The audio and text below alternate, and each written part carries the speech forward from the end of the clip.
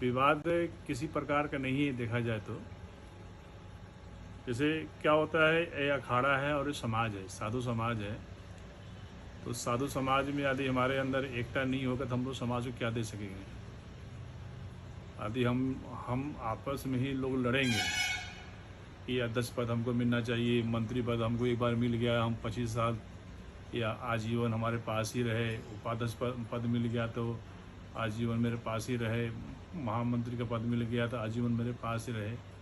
लेकिन ऐसा नहीं होना चाहिए। ये समाज है और समाज में एक से बढ़कर एक लोग हैं, सब संपन्न लोग हैं और किसी पास किसी प्रकार की कोई कमी नहीं है।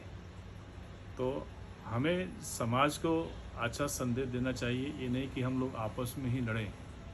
जैसे हरिद्वार में चुनाव हुआ था, पहले नरेंद्र गिरी जी स्वर्गवास हो गए, उनके बाद हरिद्वार में चुनाव हुआ। चुनाव में महानिर्माणी के जो रविंद्रपुरी जी हैं उनको अध्यक्ष बनाया गया और हमारे जो उदासीन बड़े अखाड़े के कोठारी जी हैं दामोदर दास जी, उनको उपाध्यक्ष बनाया गया और बैरागी संघ के आपके राजेंद्र दास जी हैं उनको महामंत्री बनाया गया।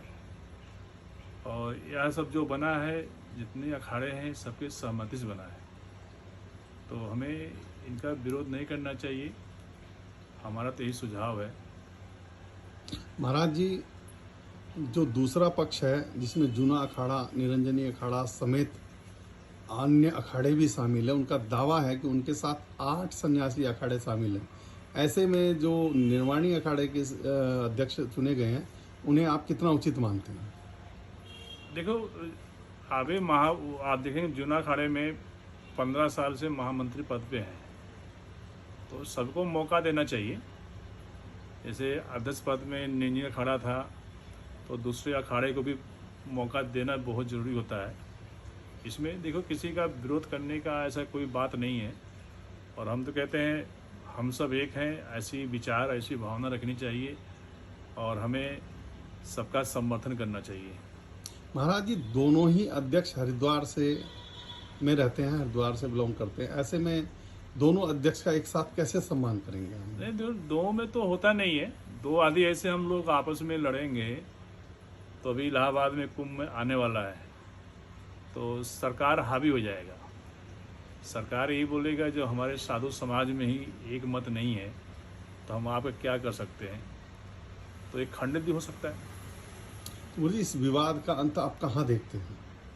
हम इस विवाद का कोई अंत ही नहीं है, अंत एक ही है, चुप रहिए और जो हो रहा है अच्छा होगा, ऐसी भावना रखना चाहिए। और जितने भी साधु समाज हैं सबका एक मत होना बहुत ज़रूरी है। वो किसी भी संप्रदाय का हो, या कोई साधु अमीर हो या गरीब हो।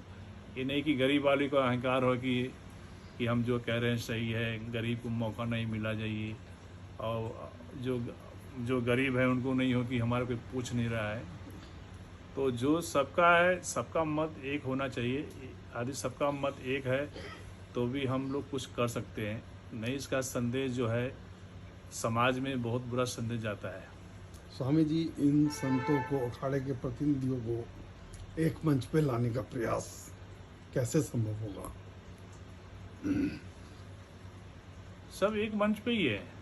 हमें लग रहा है कि 2 अध्यक्ष हैं या दो मंत्री हैं, ऐसा नहीं है। उसमें तो एक ही रहेगा, एक ही को मान्यता जो मिला है उसी सब लोग मान रहे हैं और सब अखाड़ों ने उनका समर्थन किया। ये नहीं कि वो घर में बैठ के कर लिए या एक रूम में बैठ के उन्होंने समर्थन कर लिया।